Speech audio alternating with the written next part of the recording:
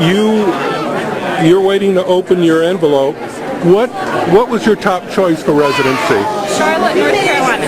For what specialty? Pediatrics. I'm sorry. Pediatrics. And why Charlotte? It just sounded like a fun place to go.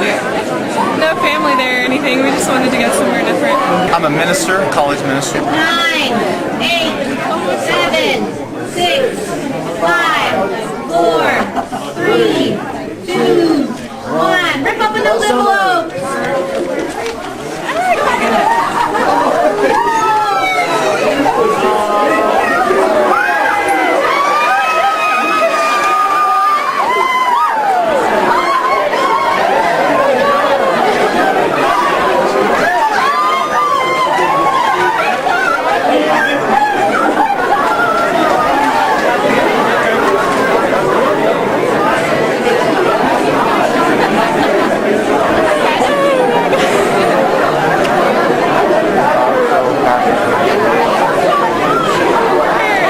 So you met, and you're going to...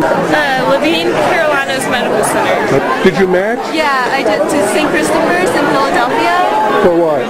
Pediatrics. What were your other choices? There was one in DuPont, Delaware, and Maryland.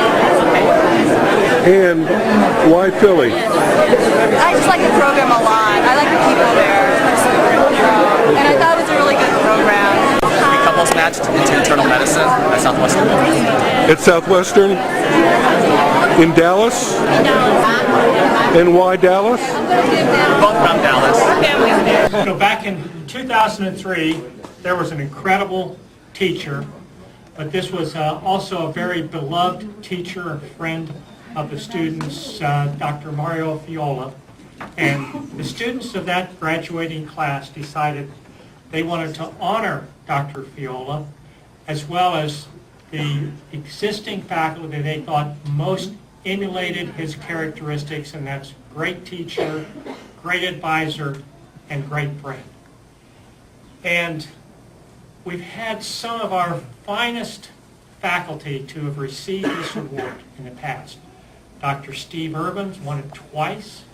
Dr. Dove won it. Dr. Rush Pierce won the award.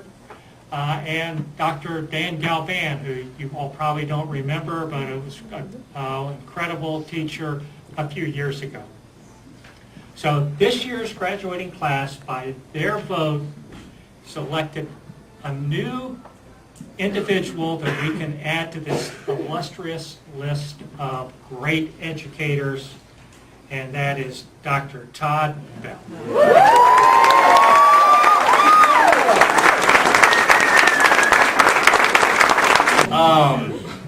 Well, I'm obviously honored and thrilled, certainly honored that you guys, as the students, have asked me to do this. Even more honored and thrilled just to have known y'all. And y'all are an incredible group of young people, and some of you not as young, but for the most part young people, and I admire you. You know, I think they say that parents gain immortality in the faces of their children, and certainly anything that you are today is dependent on who your parents were and what they did and how they raised you.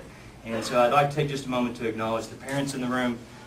In my own life, I've got 3 little kids, and they're young enough that I still stand at the bedside and sometimes wonder what they're going to do with their life. And my oldest daughter, I'm sure she's going to be an astronaut. My youngest one, I just want to stay out of jail. But regardless, I can only imagine what you're feeling now after 2 decades of wondering what your son or daughter was going to do with their life. And I think that answer, or that question, is pretty much answered at this point.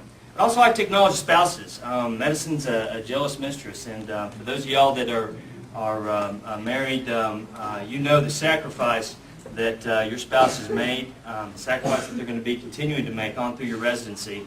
And my wife's back there nodding her head. So if you have questions, she'll be a good one to talk to. But again, I applaud you for your patience and your understanding. For the students, again, there's been many people who brought you to this stage in your life, parents that have carried and cajoled you, hopefully taught you how to speak without messing up the words, spouses who supported you, friends and classmates who've consoled you and pushed you forward. Patients have taught and challenged you, and even us as teachers have hopefully made some small contribution to who you are. I think, though, that your own determination and perseverance are basically the key to the success that you've had thus far, and will continue to be the key to the success that you'll have from here on. You're a group of leaders, thinkers, and doers. As you stand on the edge of this milestone in your development as physicians, you put aside the habits of test-taking and OSCEs and take up the new habits of overnight call and cross-cover issues, morning report attendance. I honor you for your accomplishments. But you got to aim that at me. I was going to say, we practiced earlier and I took out that way.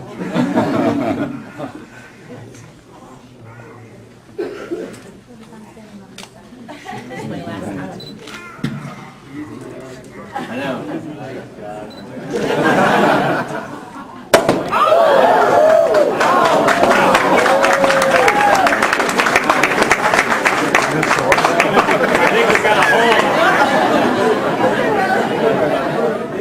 To the class of 2010, may your call nights be short, your patients appreciative, and your chief resident sympathetic.